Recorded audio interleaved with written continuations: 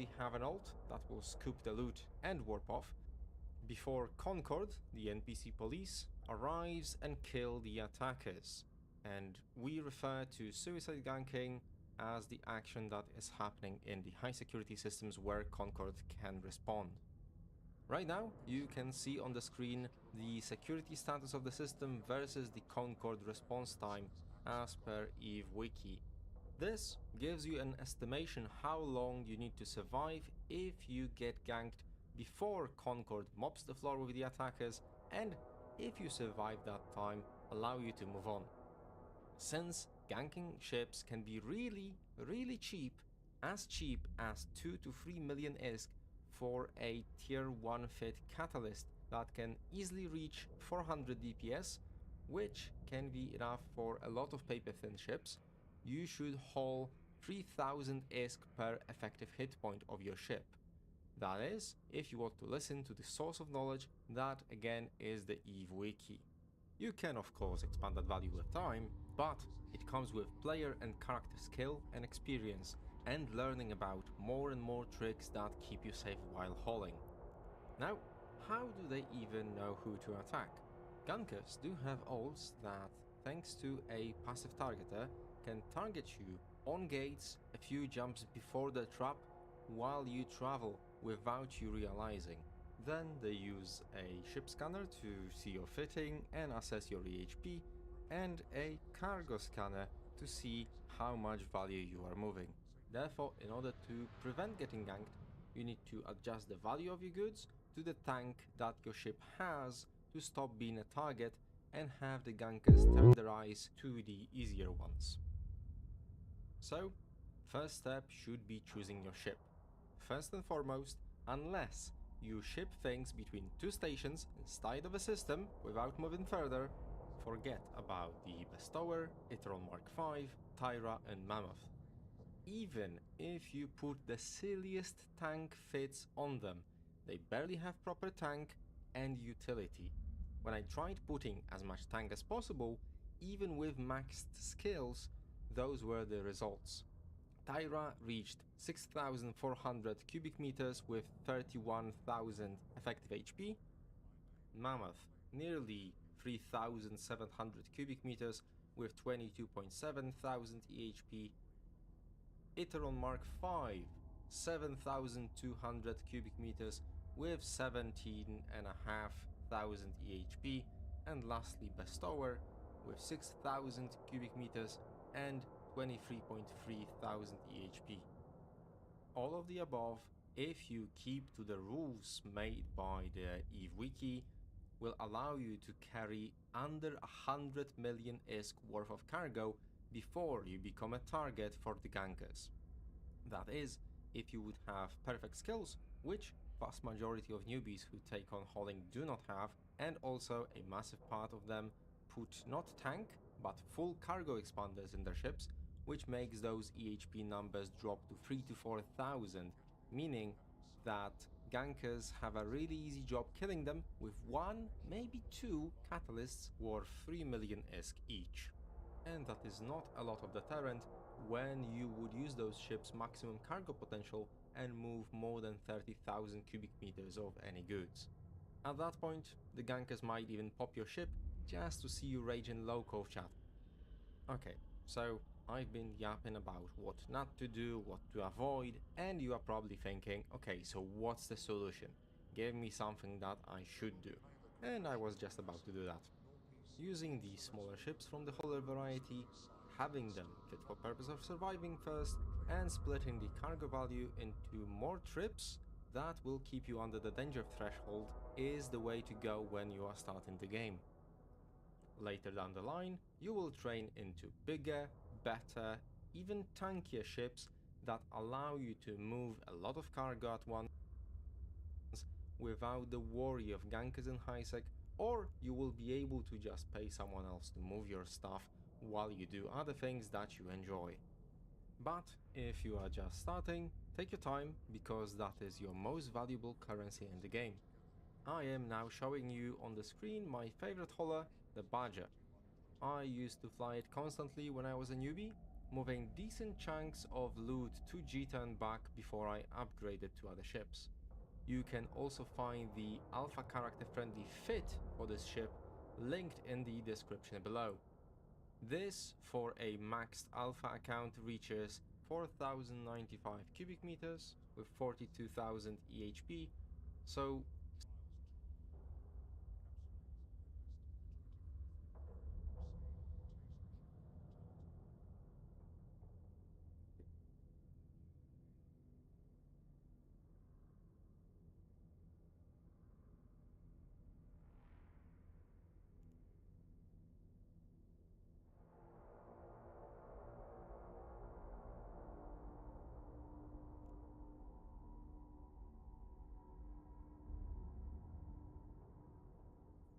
still better than a maxed Omega player flying a tanked Mammoth.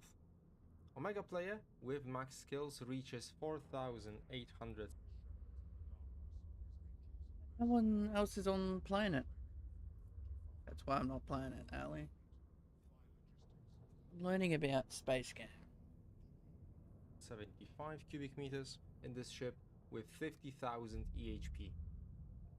If you really need to boost your cargo, you can drop the warp core stabilizer on it and put an expanded cargo hold there, which increases your cargo to 5,221 cubic meters and lowers the EHP for Alpha to 40.6 thousand.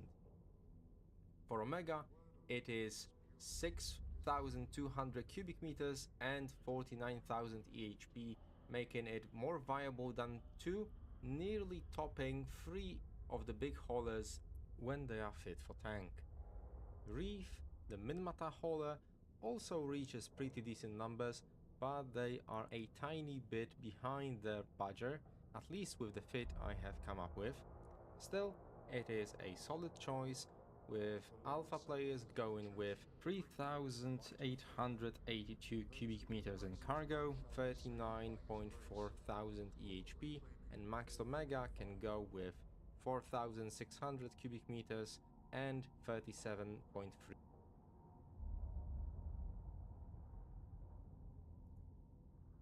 Hello Capsuleer, my name is Gildy and welcome to EVE Online. Go without. That is, if they want to stay safe while doing so. This video will be about the good old micro-warp drive cloak jump trick. First of all, for all bigger holding ships like deep space transports, their align times are abysmal, around 19 seconds usually. And in order to hit warp, you need to get 75% of your max speed while you want to keep as much tank on the ship as possible. So there is a workaround. If you put a micro-warp drive on your ship, you can cycle it once in order to align within 10 seconds. The micro-warp drive raises your max speed, yes, but also for the 10 seconds of the duration of its cycle, it increases your speed gain greatly. And once the cycle finishes, you are back to your regular max speed, which then makes you immediately achieve warp speed. The drawback of the micro-warp drive is that it makes your ship faster to be locked and easier to be shot at, since your signature radius explodes when you use it. The other mechanic in use is cloaking. Cloaking allows you to prevent being locked by other players, which then prevents them from scanning your ship cargo, which is a practice used by gankers, which I mentioned in my tank over cargo space video. The drawbacks of the cloak are lowered movement speed, so you cannot just align, hit cloak, uncloak and then warp, and inability to warp under cloak. Unless you have a ship that can use a covertops cloak, in which case you will be able to even warp cloaked. Examples of such ships are the Prospect Expedition Frigate and the Blockade Runner ships. Another example is the Endurance, the second Expedition Frigate ship, which has 0 penalty to movement speed under cloak, so it can align, uncloak and then warp immediately. So those two mechanics, if put together, allow us to perform the micro-warp drive cloak jump trick. What you need to pull it off is Omega clone status, because cloaking is reserved for Omega players only. Improved cloaking device, as it has only 75% movement speed penalty, while Prototype 1 has 90%. Micro-warp drive of correct size for your ship. Now, let's see how it works. So you are at a gate while traveling, still under gate cloak. What you need to do to pull this off is to hit a line, then both your micro warp drive and the cloak to start aligning, and I myself turn off the micro warp drive cycle to see the progress bar better, but that's just a preference. And when the micro warp drive cycle is just about to finish, you turn off your cloak and hit warp. As you can see on the screen, game processed your uncloaking, then the warp vector establishing, then you hit your warp immediately, making it less likely to be tackled.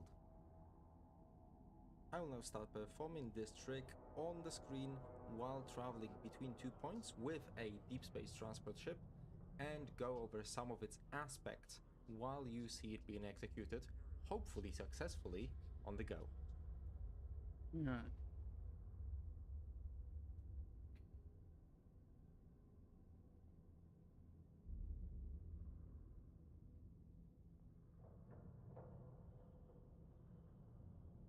Okay.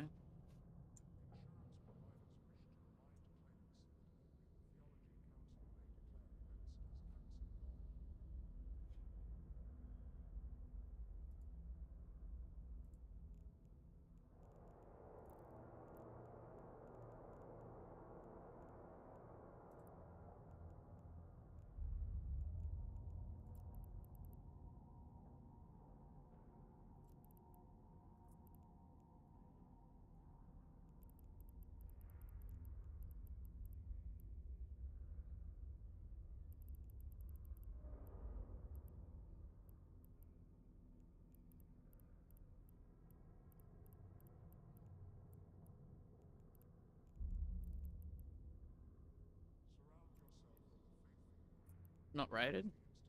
Let's go. Injection.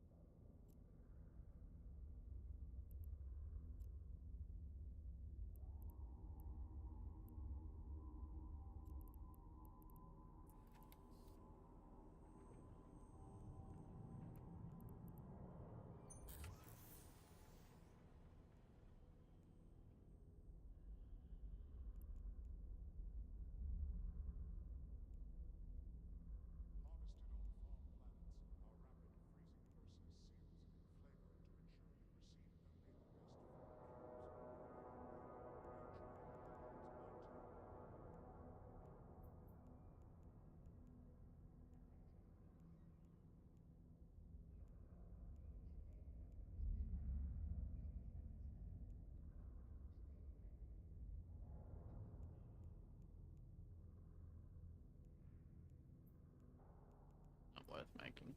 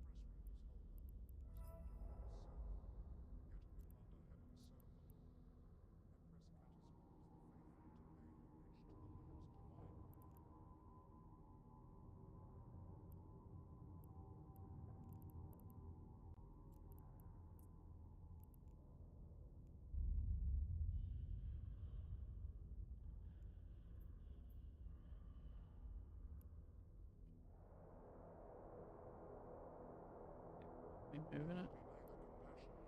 No.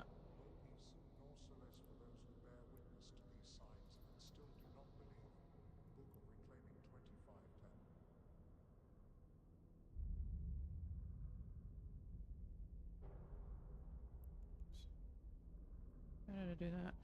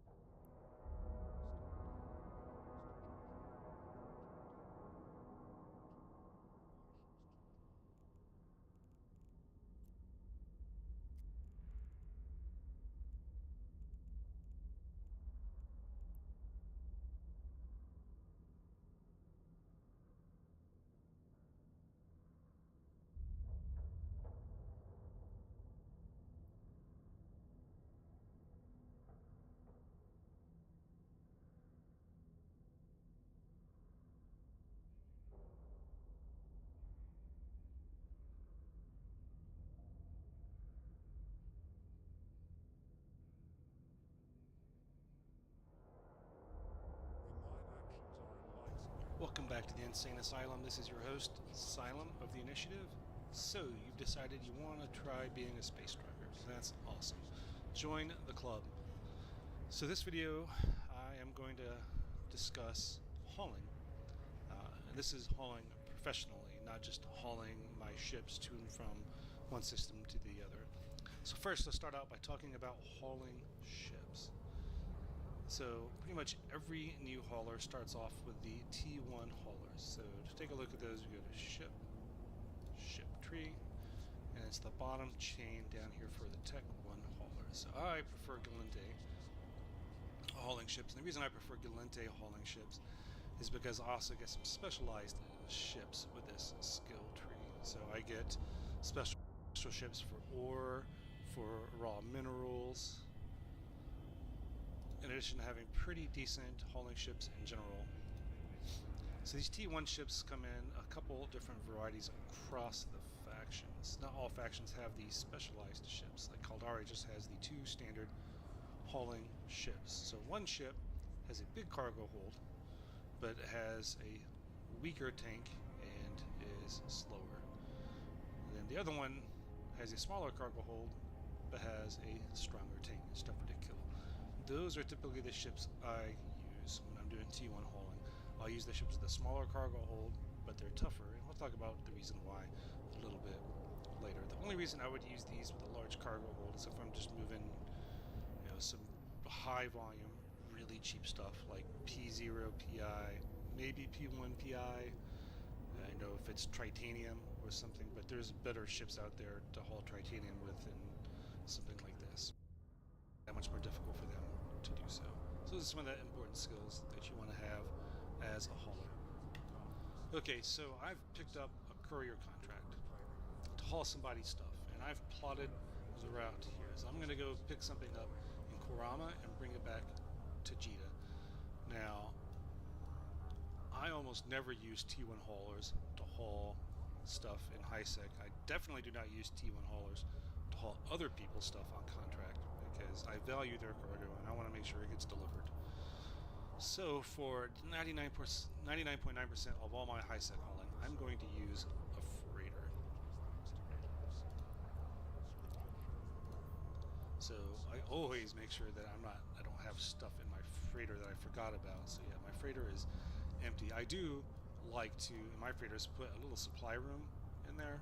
So I just get a freight container that's very small. This is a 1,000 cubic meter supply room, but I have like extra modules for my ship in here so that I can swap them on the fly.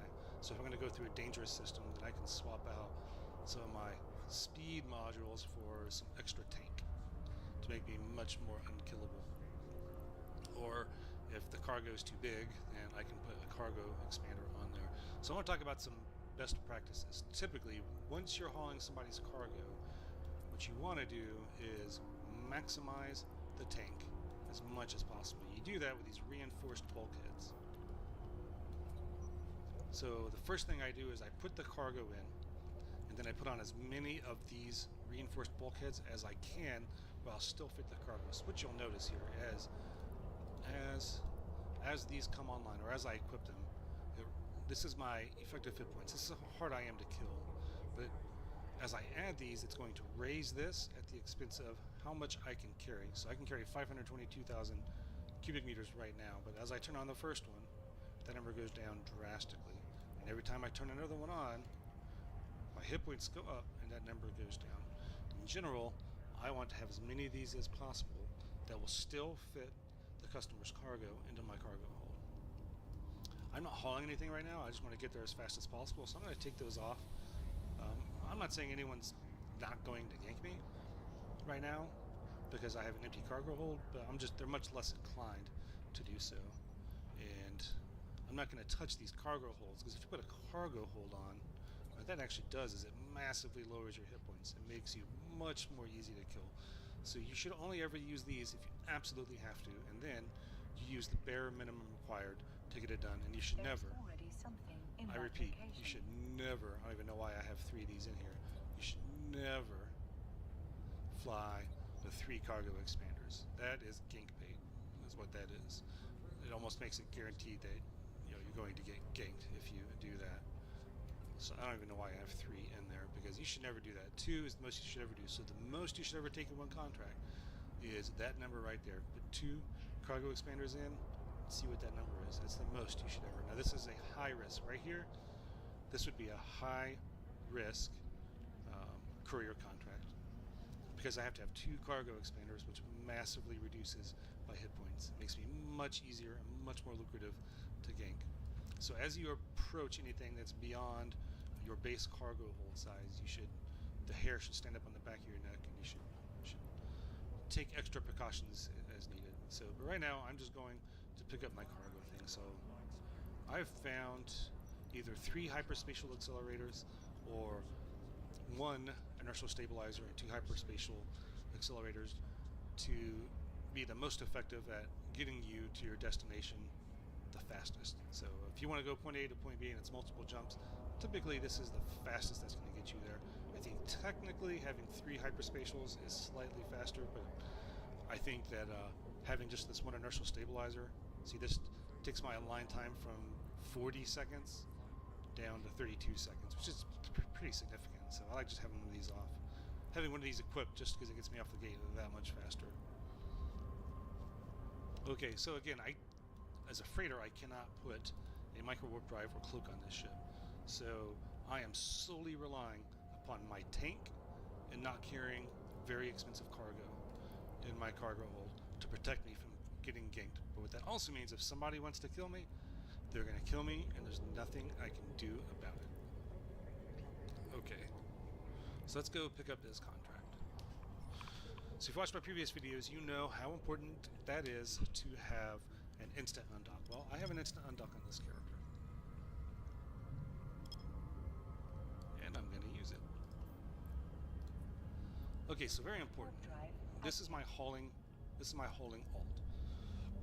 He's a dedicated hauler. He's an NPC corporation, so he's unwar deckable. Some of these people that you see on the undock here are people that have declared war against a lot of other corporations, and they just kill people that undock ships like this that they're at war with. So if you're at war, do not undock a hauling ship in HiSec because you're going to die. Okay, so I use my instant undock to safely get off the station from anyone who just might take random pot shots at me. Now you get to see the fun and joy that is moving a freighter through HiSec. So, since there's no micro warp drive or micro warp drive cloak trick, where I would normally be able to reduce my line time to 10 seconds just by pulsing my MWD, I have to wait the full 32 seconds right now to line out to my outgate here. So, some other things to really pay attention to is I did not accept this hauling contract myself. This is very important, and I'll explain in a little bit. It's important that you have a different character that accepts courier contracts. That way, the customer does not know who is actually hauling their stuff. And how that works is I accept the courier contract on something I call a contract alt, and then I go to my personal assets, which is over here on the left side. You go to personal assets, and then I go to the station. Okay. I just want to see what it's like. But I can't use a freighter anyway because I don't have the skills. You don't have to be at the station to contract it over to somebody. You can just open it up here in your assets, create contract, and then you can contract it.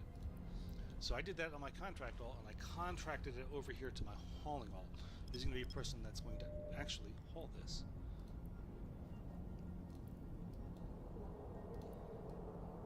So I just take a look around. I'm not being, there's no threats here on the gate, but even if there were threats, there is likely nothing I could do about it, and if they wanted to kill me, they could kill me.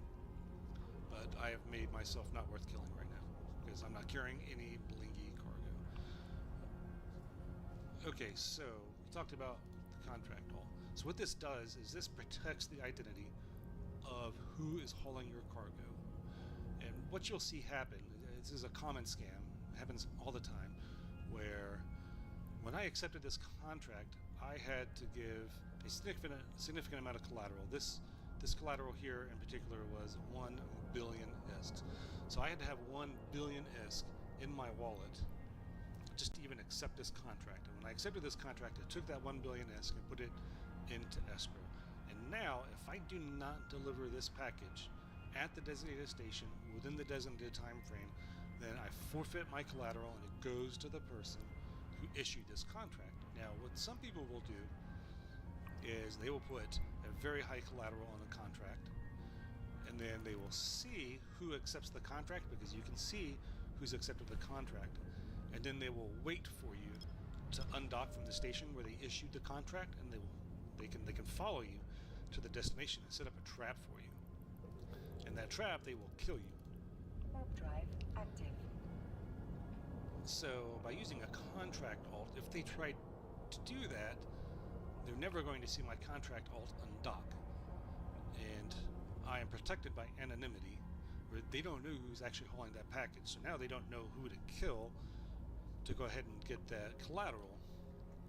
So that is protecting me as the hauler by doing that. Here's another thing to watch out for.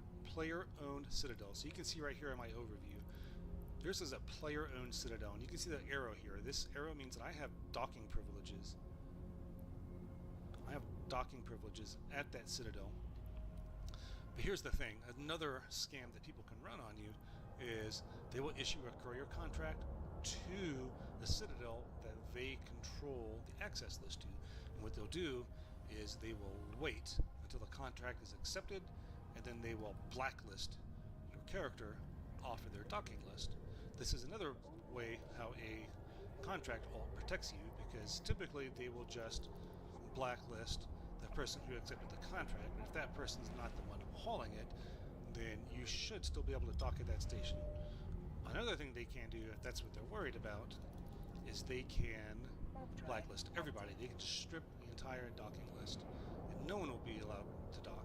Now, what happens to you then is you've accepted the courier package, you've put your collateral, for this case it's 1 bill, you put your 1 bill of collateral into escrow, you haul the package, and you get to the destination, and you cannot dock because they stripped you off that list because you did not use a contract alt, or they blacklisted everybody off the list.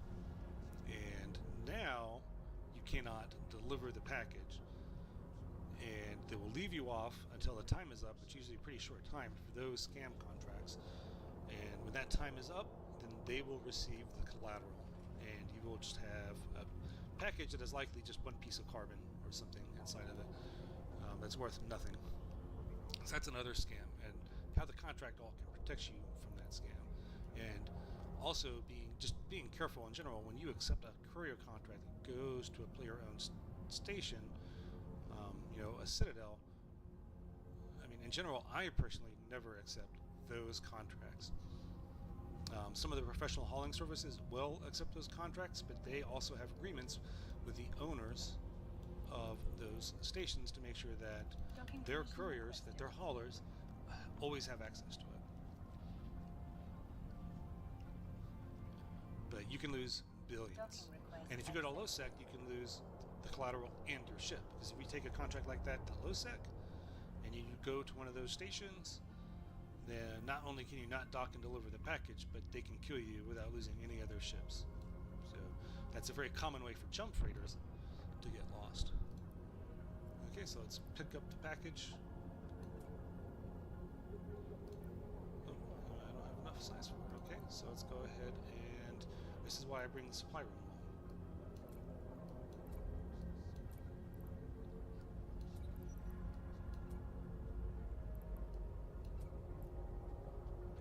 Okay, there we go. So we can see that the size of this package is just under what's required for me to have not to have a third cargo expander. So my 2 cargo expanders.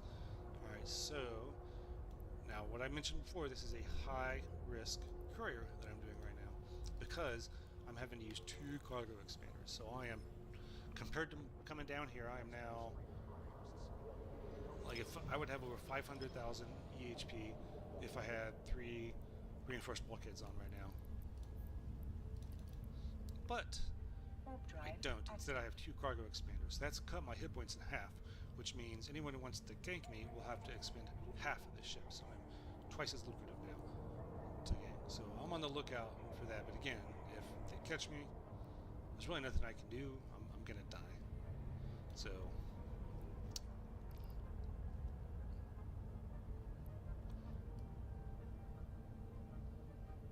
alright, so let's talk about some ways that we can mitigate that risk. So, and I mentioned this in the one of my previous videos about how not to die needlessly in HiSec. So, the easiest way is to scout yourself. That is to have a second Omega account. And you put a scout ship, you put that Omega account into a scout ship, and they stay 1 jump ahead of you as you go through these gates. And they're looking out for any suspicious groups. So that is the common ganking groups like Code or Novus Ordu, or Clipped. Hawk has got 30 accounts where he'll log in and kill people hauling stuff in HiSec. So you find those, you know who those people are by research and experience. You put them on a red list on your scout, and when your scout sees those red people in the system you're about to jump to, you don't jump into that system. Instead, just go dock back up in one of the NPC stations and maybe go eat a sandwich and then see if they hang around or if they leave. One of the other ways is the Eve Gate Check tool. The way this is going to look like is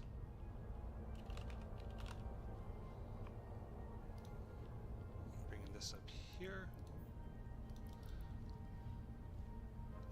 Let me jump through this gate.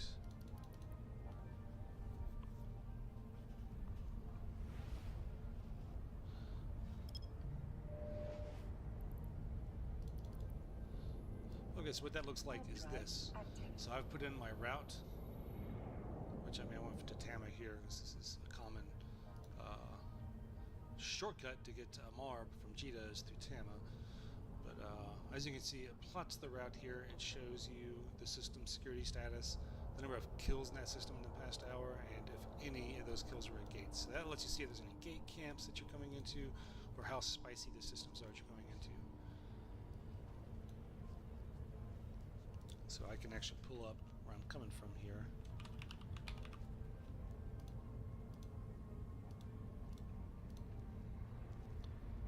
Okay, so this is the actual route I'm running. It's from Jita to Kurama and then back to Jita. And as you can see, it's all relatively safe. There's been no kills in the past hour. No kills at gates in the past hour.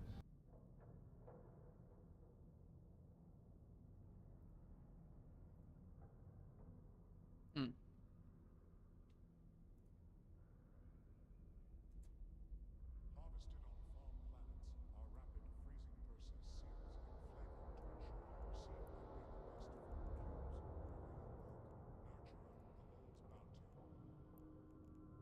So,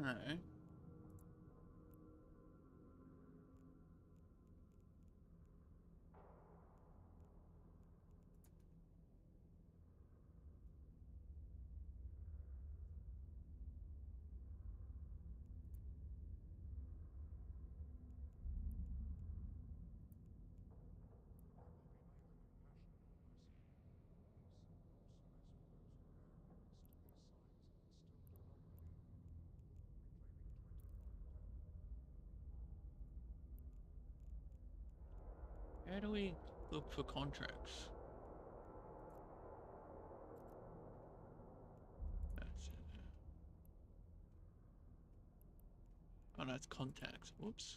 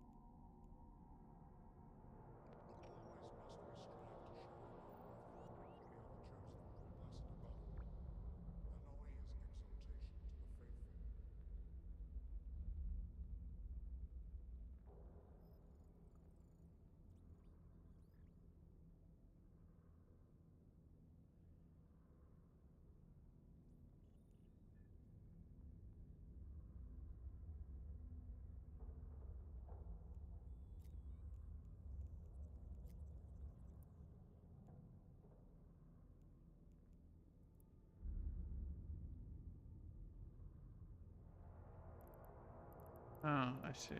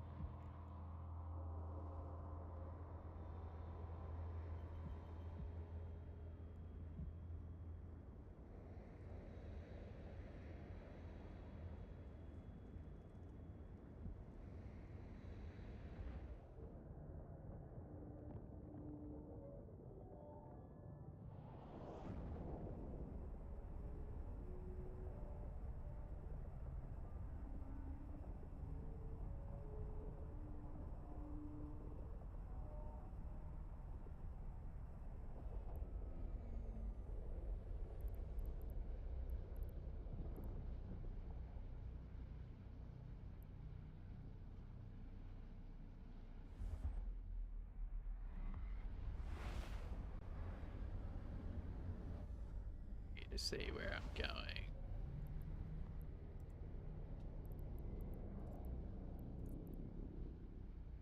Warp drive active.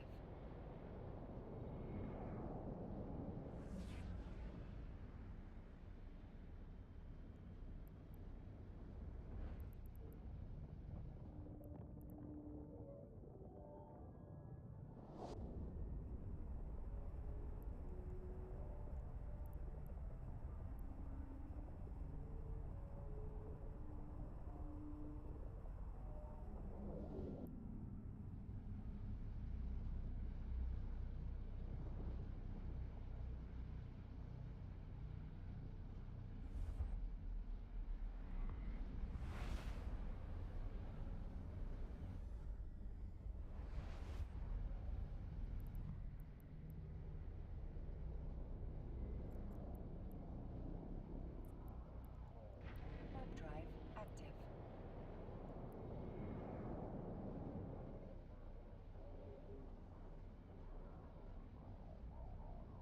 What's up, Joe?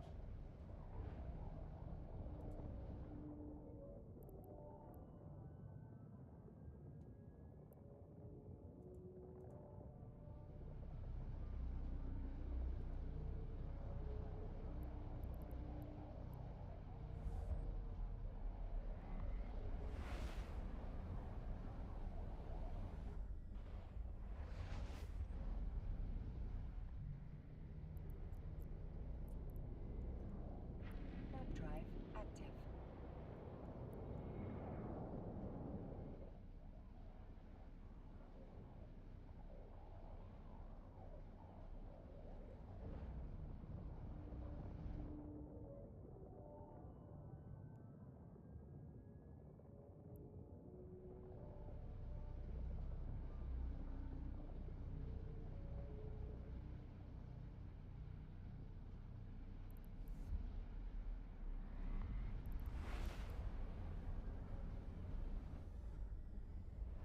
Yes, I should, Mecha, but I've got nothing on me.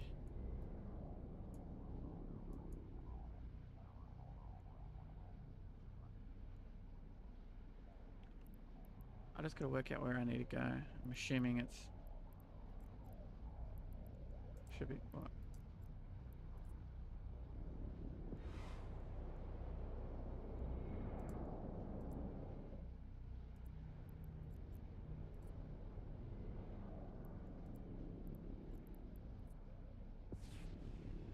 Warp drive active. Like that? You happy, Mecha?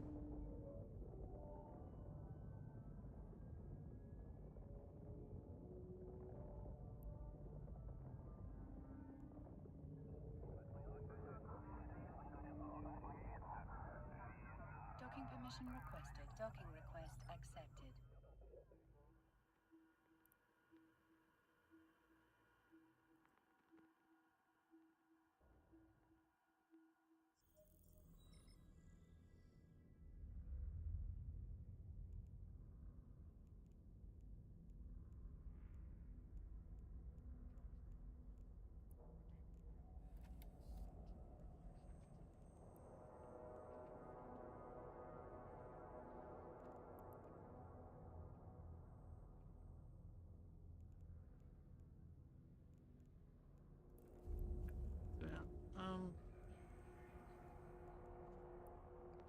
So is this where I've I find falling stuff? Okay. You should know this. Like, so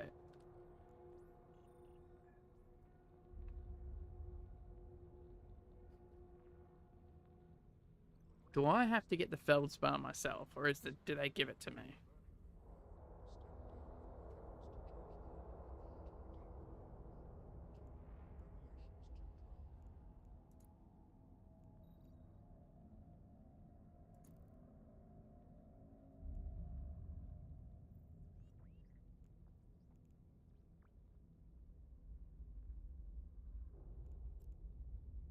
How do I just find, like, courier stuff?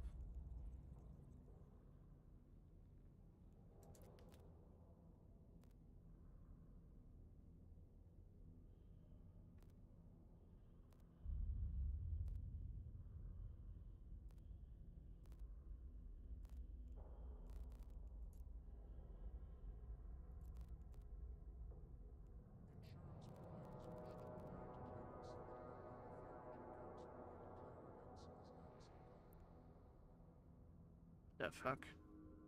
I need to turn that stream elements thing off. Why the fuck is that coming up?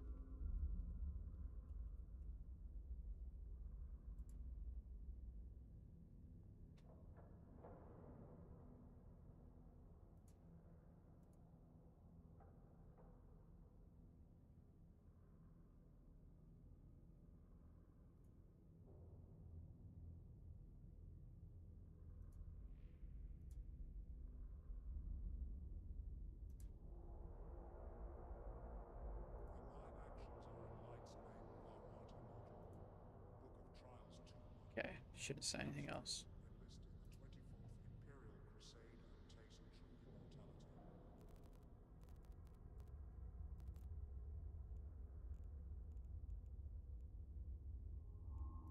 Logistics?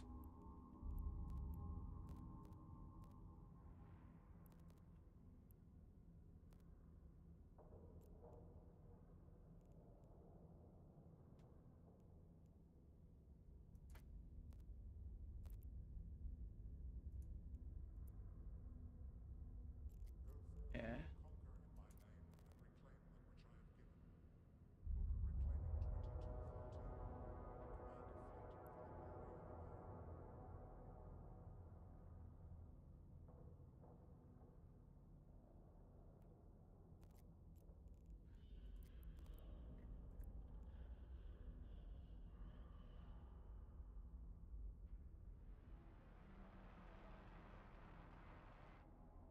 That's not. Doesn't seem right.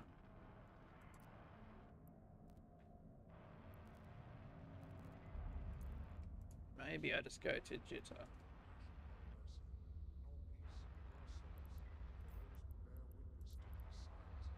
Maybe.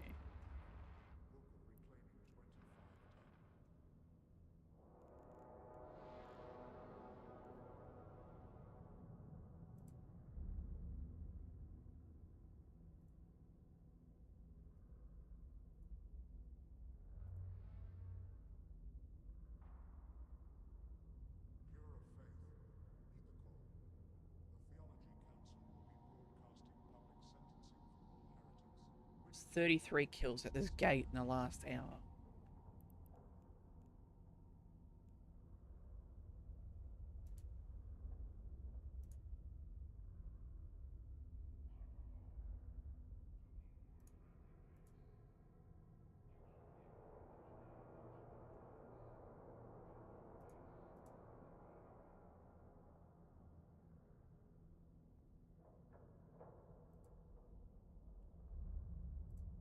Let me just do some more research.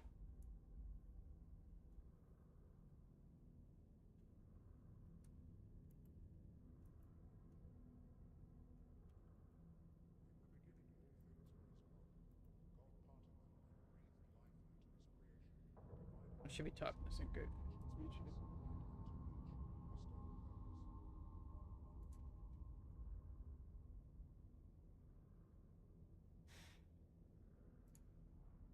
Welcome back to the Insane Asylum. This is your host, Commander Asylum.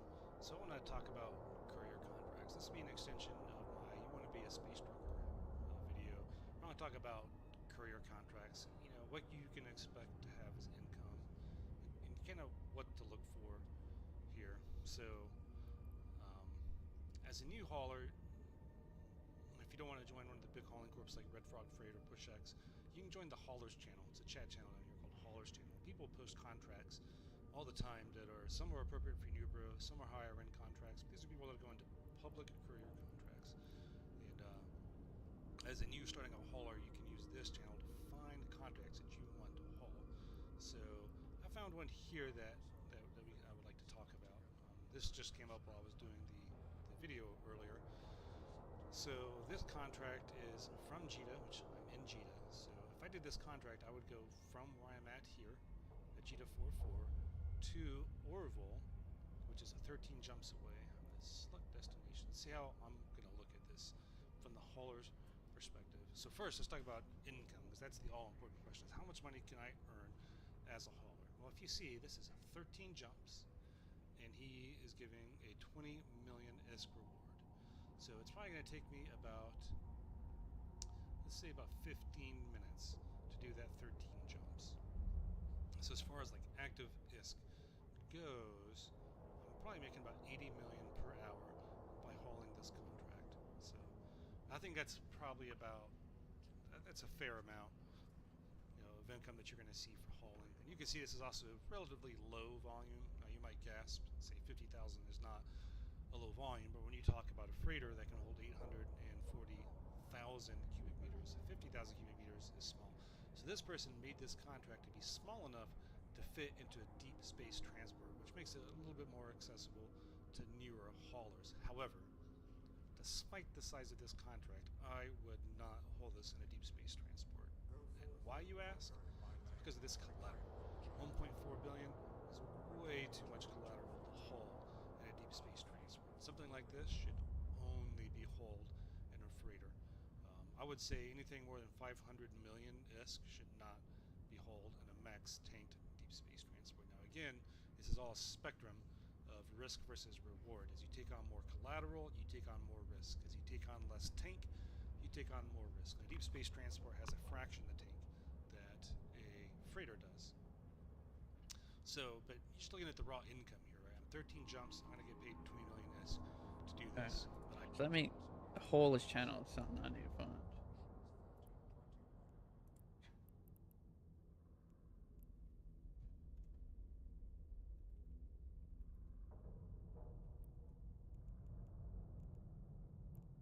Oh, there you go.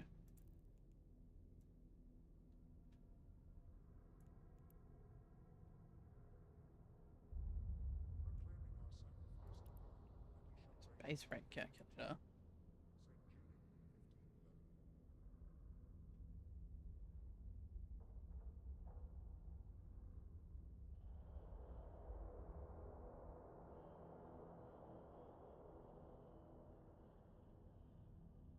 Right. Okay.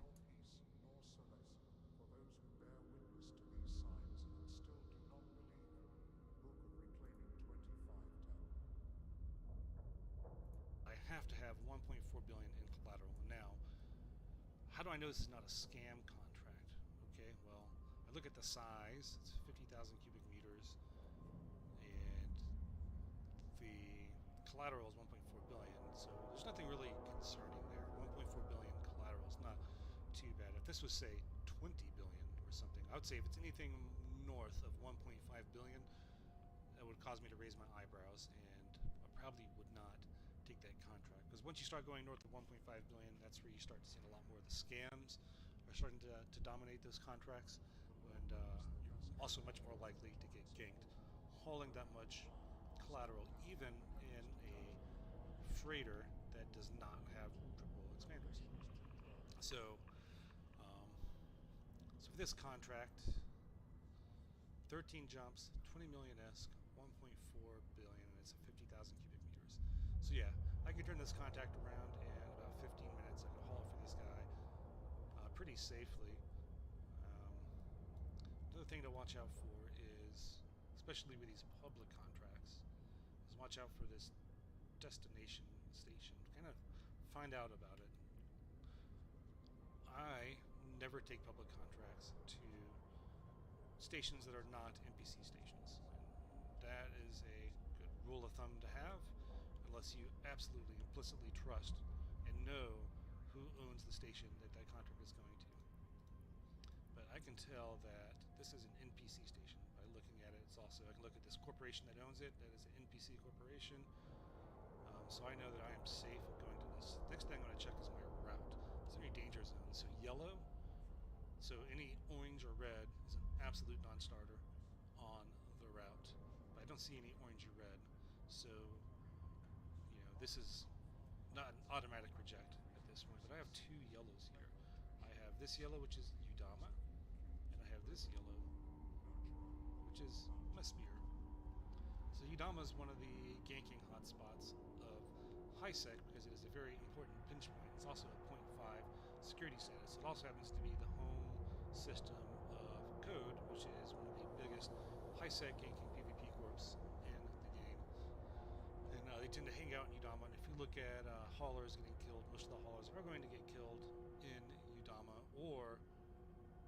right downstream of Udama, you have Savala. So a lot of stuff happens right here in Udama to Savala. And personally, I never go through here without max tank on my ship. Max tank is the most important thing. Maximize your tank, and then I always scout Udama and Savala before I go through. It's important before you jump into Savala to take a look there, because sometimes they'll wait for you on the other side of the Udama Savala gate and get you over there. So if I'm smart, right, this is 50,000 cubic meters, so I can put 3 reinforced bulkheads. I can put 3 reinforced bulkheads on my ship, which even going through Udama is going to be very difficult for them to gank me. They have ganked freighters that have come through triple tanked like this, though, but it takes a lot of ships, it takes a lot of money for them, and I've made that really not worth their time because I'm only hauling 1.4 billion ESC in collateral. Now this is still pretty close. I mean, at that 1.4 billion ESC, it's still really close, and I could be ganked, and I will always scout myself through Udama and Savala in particular. So, you know, I hope that helps you out. So it's a new starting out hauler. You definitely want to go to Hauler's channel and look at these public contracts here.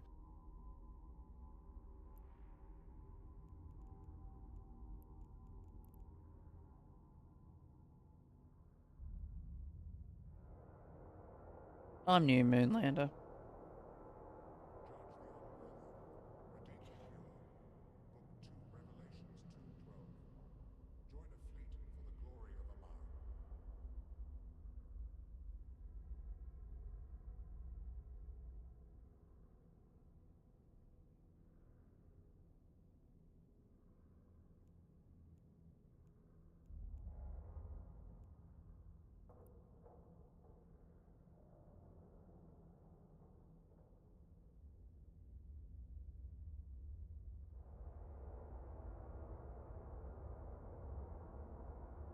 Okay. Okay.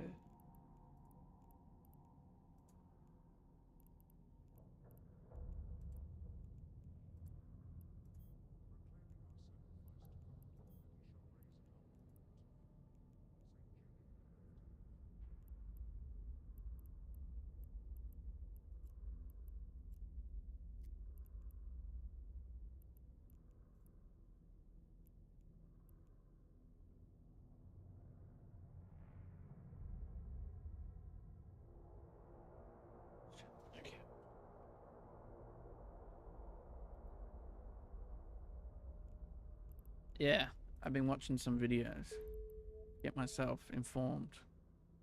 So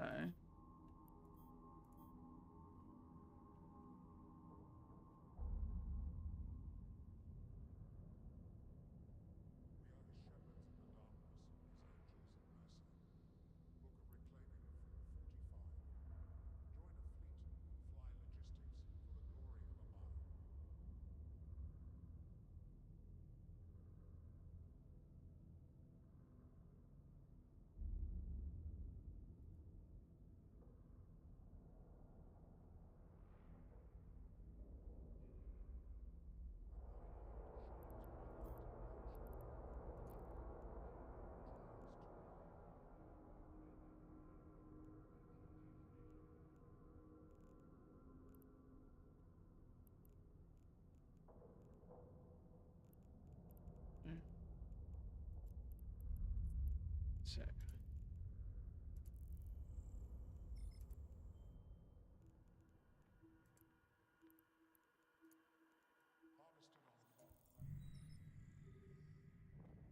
very sparingly I played, but I just started within the last month. Get back to playing.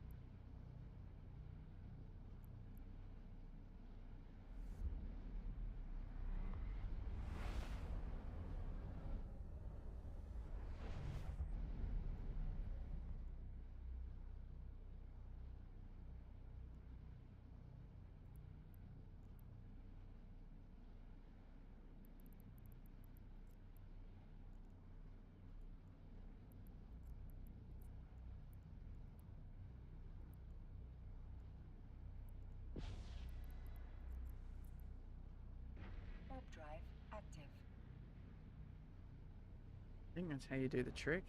It is. See, I learnt that trick today.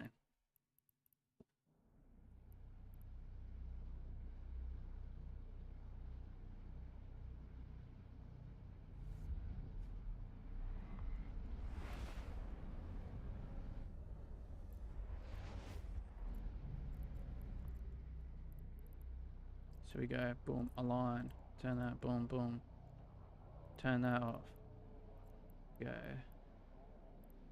and we go, and then Warp drive active. like that. You like that one, Moonlander?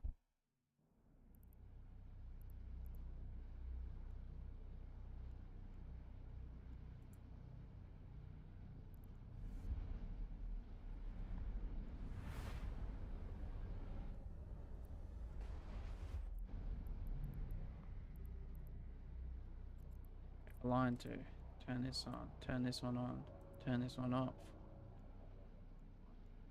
And when it go boom, turn that off, and we hit jump. Warp drive active.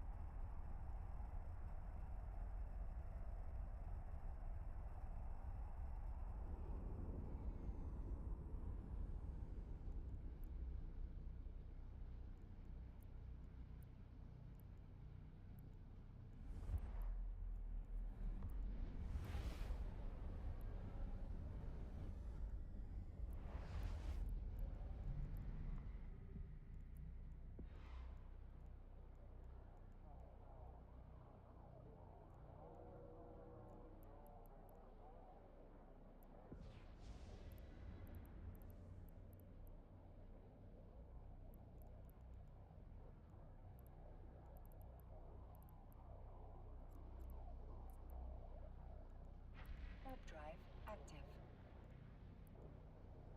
I've got to do the trick again. Oh well.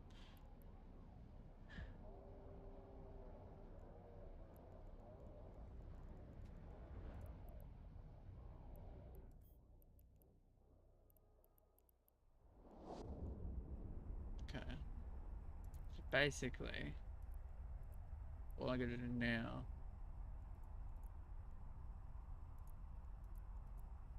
is wait for a contract to come up, essentially.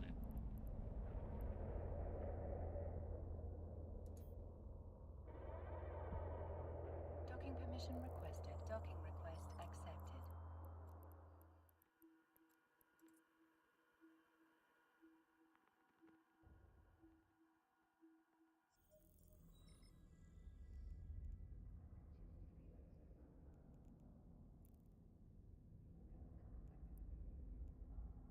Pure of faith, heed the call. The Theology Council will be broadcasting public sentencing for all heretics. Witness the righteous justice, the only true path. Harvested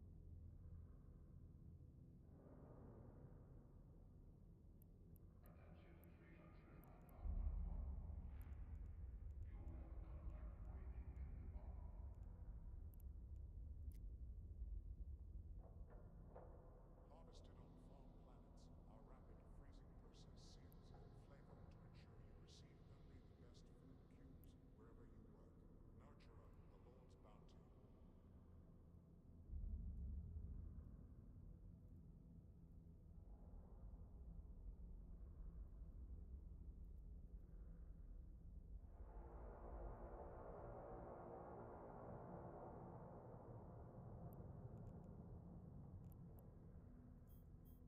Alright.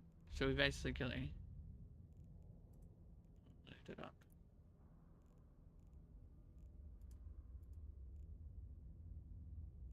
Wait for stuff to come up in there. Okay.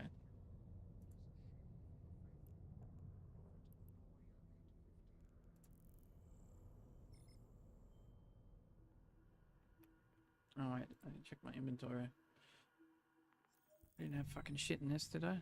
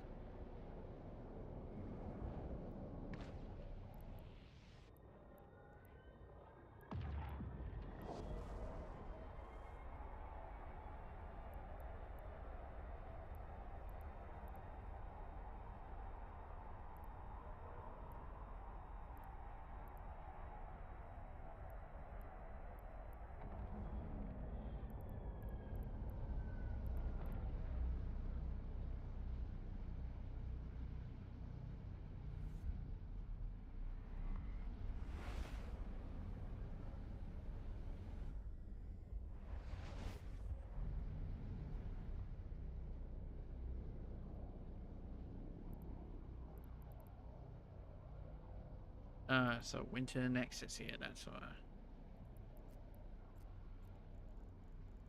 So, that's not what I wanted to look at.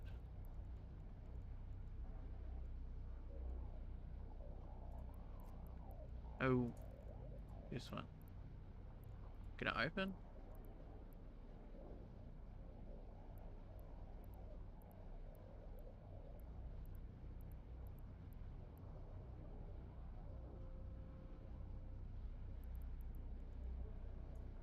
Fuck it. Just go to some.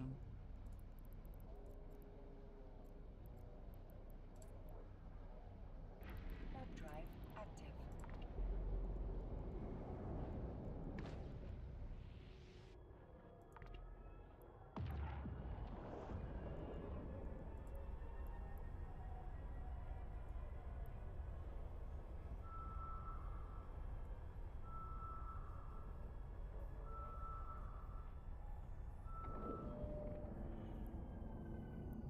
There we go.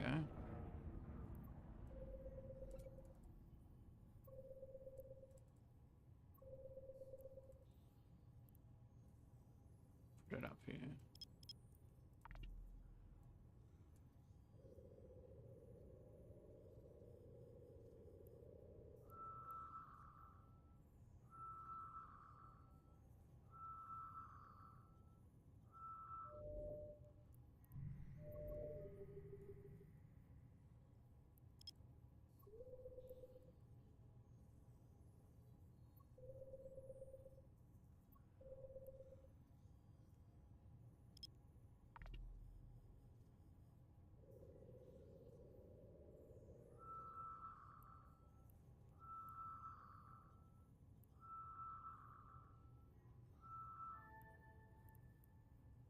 Local Sancha mainframe.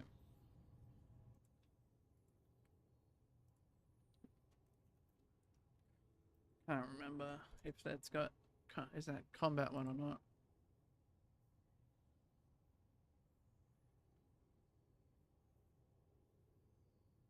I don't think so.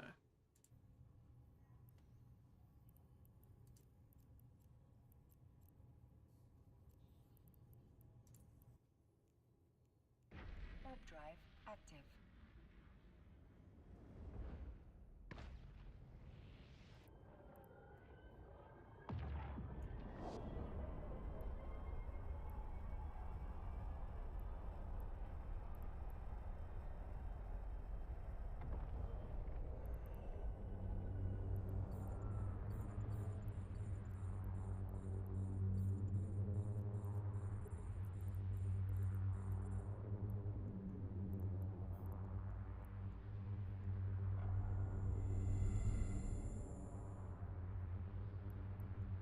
Okay. As data.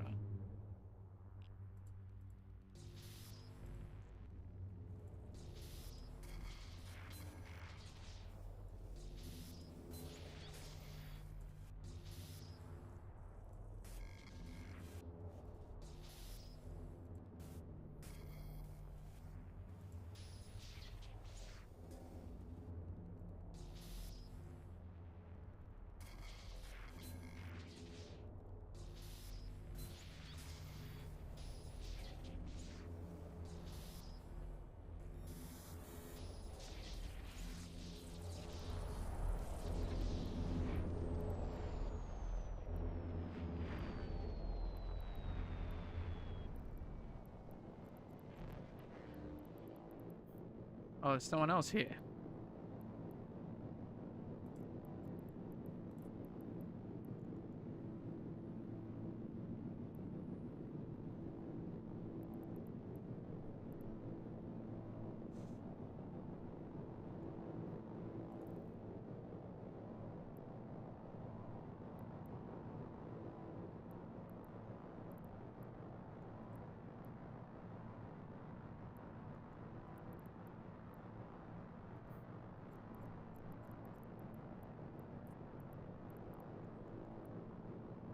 Okay, I can't scan it at all.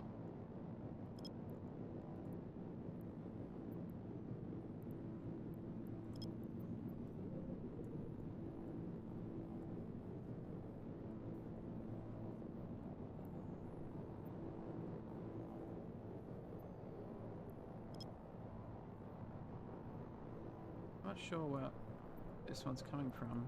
So.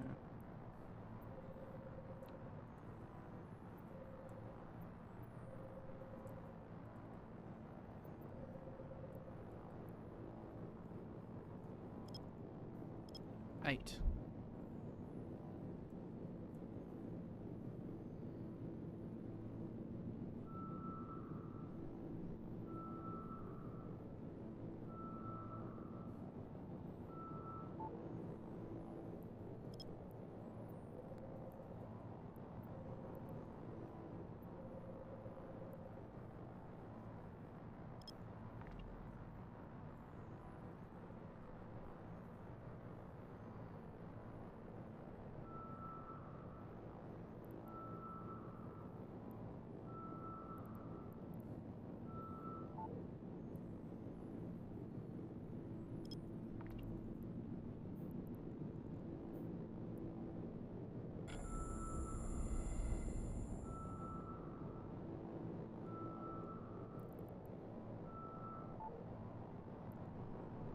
Oh, it's disappeared.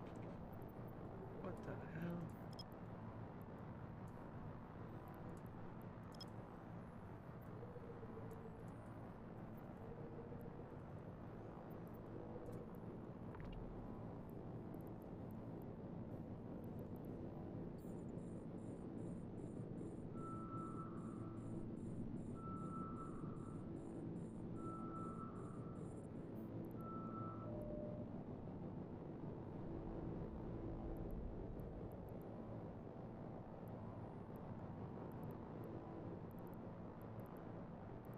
Oh, has he got it?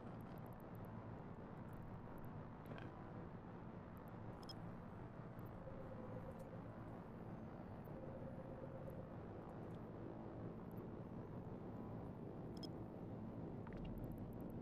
Me just warp away. Warp drive active.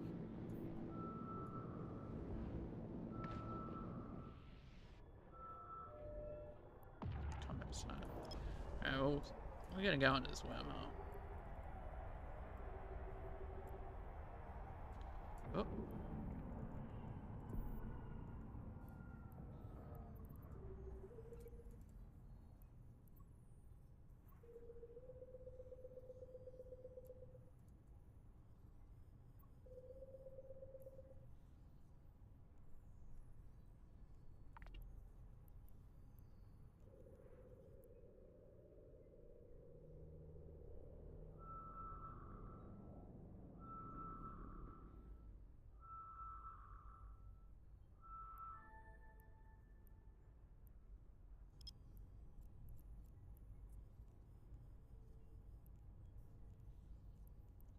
Sorry, we'll go align to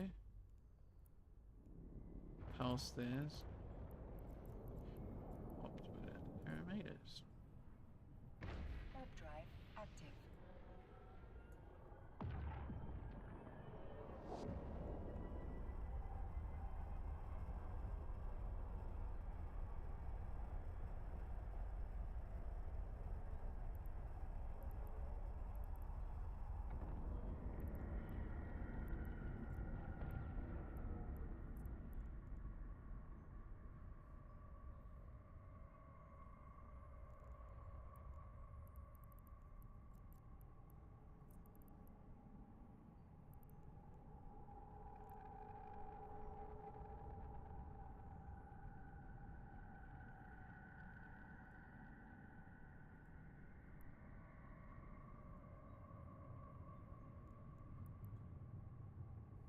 You go to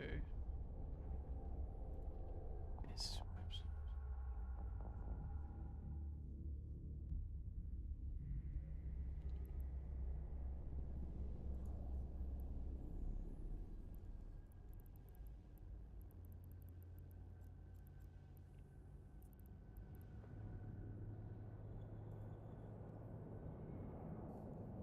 Did I not?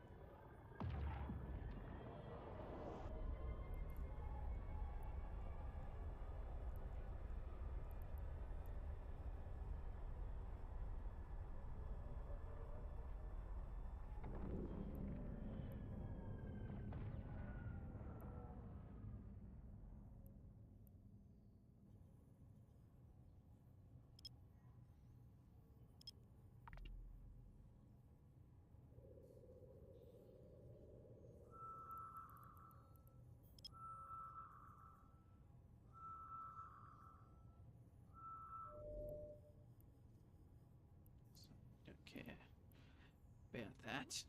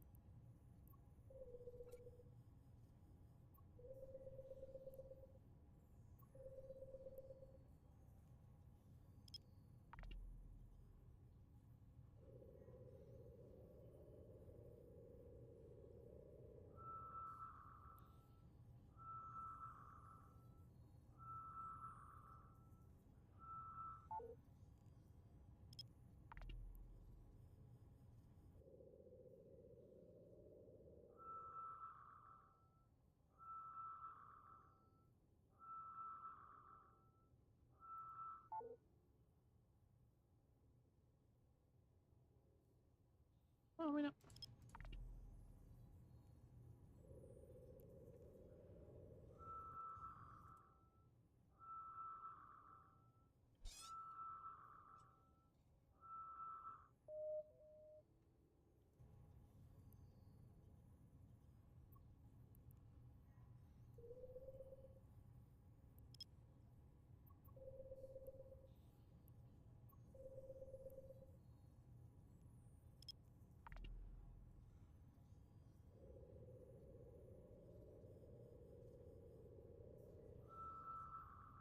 Yeah, shit, why not collect?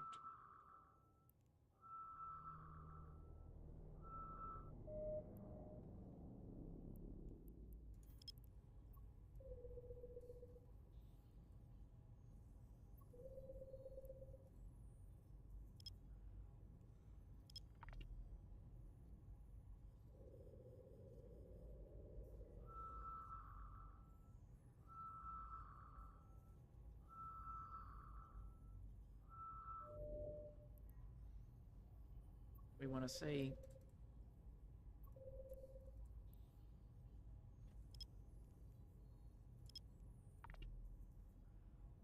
We want to see, chat.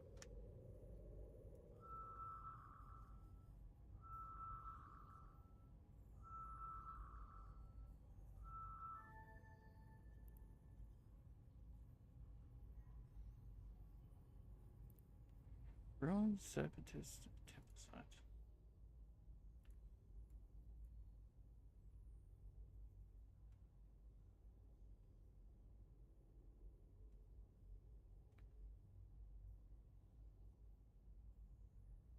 I think that's the safe one to go to.